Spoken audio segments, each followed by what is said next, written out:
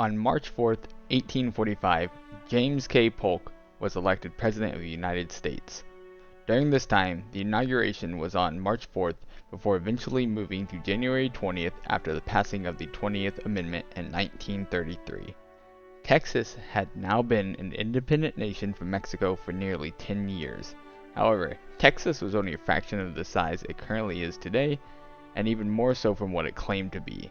Texas had disputed with Mexico to have had all modern-day Texas, as well as part of New Mexico, Kansas, Oklahoma, Wyoming, and Colorado. Texas had previously attempted to join the United States. However, due to ongoing disputes in Congress due to slavery, it was rejected. Texas wished to be a slave state, and in order for it to maintain balance in the United States, each slave state had to have a northern free state counterpart to join the Union. However, when Polk was elected president, he ran on a promise to manifest destiny and reach as far west as could be done. This immediately prompted him to deploy troops to the newly annexed Texas just months prior.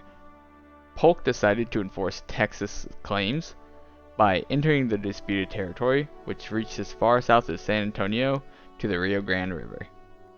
During this time, the United States were in diplomatic talks with the United Kingdom to settle a territorial dispute in Oregon Territory. This territory enveloped present-day Washington, Oregon, Idaho, and small parts of Montana. The United States had offered Mexico $30 million in September 1845 for the California and New Mexico territories. Mexico, aghast by the offer, rejected adamantly. At that moment, Polk secretly plotted a casus belli against Mexico. When troops entered Texas in 1845, they marched into the disputed territory and stationed themselves upon the Rio Grande River. The United States would antagonize the Mexicans, but not attack first. Polk believed that the Mexican government had to be seen as the aggressors.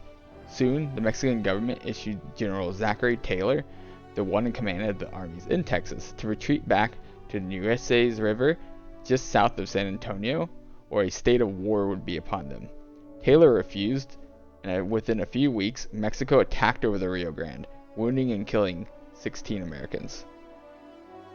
Polk leveraged this to appeal to Congress for a declaration of war. Congress and the American people were angry and voted overwhelmingly to declare war. Taylor oversaw the Texas front, and under him, just a fresh graduate from West Point, was Ulysses S. Grant. Throughout the war, Grant would look up to Taylor and regard him highly. It's widely considered, as mentioned in the book by Ron Chernow, Grant, that Ulysses had modeled much of his behavior after Taylor. Only 2 months after the outbreak of the Mexican-American War, in June 1846, the United States and the United Kingdom would sign an agreement to split the Canadian-US border down the 49th degree line, resulting in the straight long border we have today. This would grant the United States the Oregon Territory as mentioned before. Grant was not the only future Civil War general to embark on this crusade. Other future military leaders were Stonewall Jackson, Meade, McClellan, Pickett, Heath, Winfield Scott, and Robert E. Lee. This would be a turning point in American history as Grant would rise the ranks and was known to study his fellow military captains such as Lee. While Taylor commanded the east, Stephen Kearny marched west, mostly uncontested, to capture Santa Fe in California. Los Angeles, however, put up some of the resistance, and a civilian uprising laid siege to the American forces. The Mexicans would cross the Rio Grande and begin a siege on American troops at Fort Texas. Taylor would meet these armies at the Battle of Palo Alto.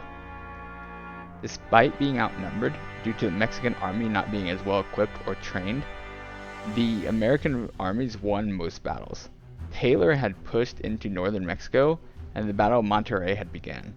Grant would fight in this battle and witness Taylor's mercy, as when General Pedro and Ampudia surrendered, Taylor gave generous terms, allowing the Mexican soldiers to keep their muskets and their horses if they retreated back 60 miles and signed an 8-week ceasefire.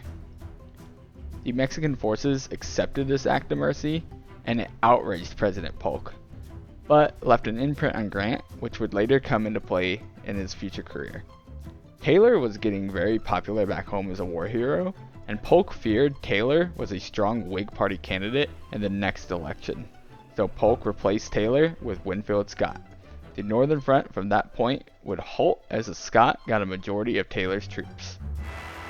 Scott had proposed a naval invasion of Veracruz, to which he accomplished with little resistance. The United States tried to offer peace for the territories and a lump of money. However, Santa Anna, the president of Mexico, declined. Winfield Scott would carry on his path, reaching Mexico City in 1847. By this point, the Mexican government had retreated after the surrender of Mexico City, but there wouldn't be any major battles ahead, just some small battles and skirmishes. A ceasefire would be signed, and in March of 1848, the Treaty of Guadalupe Hidalgo would be agreed upon. The United States would get the territories including Colorado, New Mexico, Arizona, Nevada, Utah, and California. The United States would pay $15 million, only half of what was initially offered, but pay off any debts that Mexican citizens owed Americans. The United States would later purchase a chunk of land to fill in the gap of Arizona and New Mexico, getting our current borders today. This war can be seen as one of the major turning points in U.S. history, as these territories would fuel the divide between Southern Democrat slave owners and abolitionists in the North. It was just as important, too, because this gave experience to many of the generals that we would see fighting later in our Civil War.